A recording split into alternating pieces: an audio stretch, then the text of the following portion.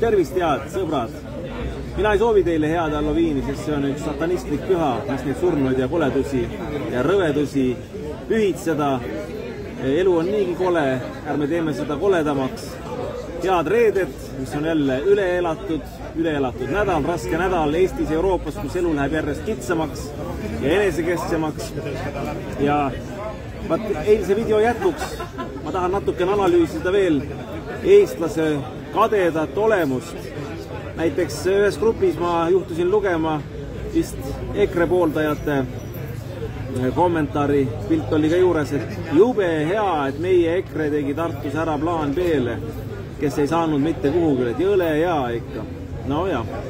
Ja siis Objektiivis ka Martin Helme ütles, et šarlatanid, Eesti rahvuslased ja konservatiivid ja plaan B, et need ei saanud kuhugile, plats sai nendest puhtaks.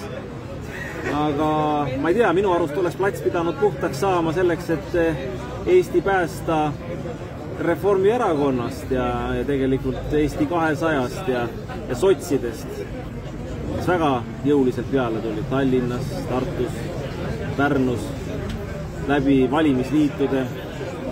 Aga EKRE taandus jah, et Tartus 3 korda vähem hääli, 3 korda vähem kohti ka, 8 pealt 3 peale, Pärnus 10 pealt 7 peale, Tallinnas jäi üldse välja. Aga minul küll selle üle hea meel ei ole. Mina oleks tahtnud, et EKRE-l oleks 51% olnud või ka Keskerakonnal oleks 51% olnud.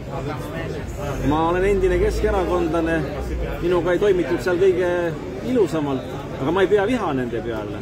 Ma ütlen ikkagi, et see oleks väga õige olnud.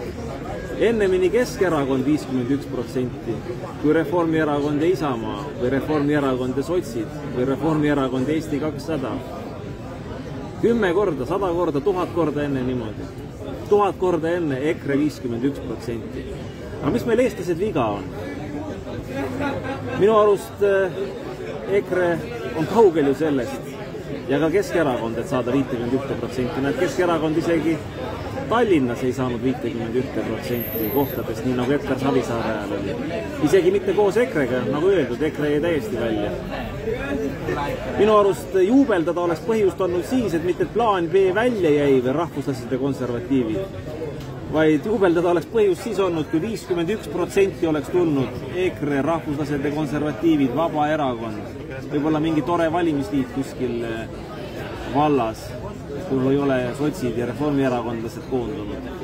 Ja Keskerakond.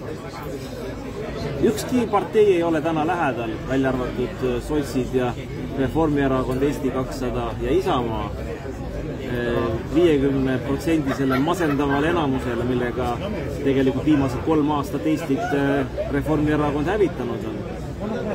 EKRE, Keskerakond, rääkimata väiksematest tegijatest, ei ole kaugeltki sinnamaani jõudnud.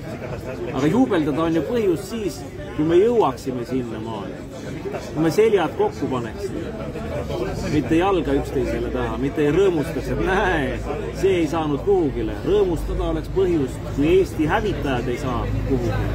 Aga kahjuks nendel valimistel nad said ja igal pool ja ei tasu ennast vetta lasta, et kuskil tehakse 5. koalitsioon ja korraks eemale lüüakse.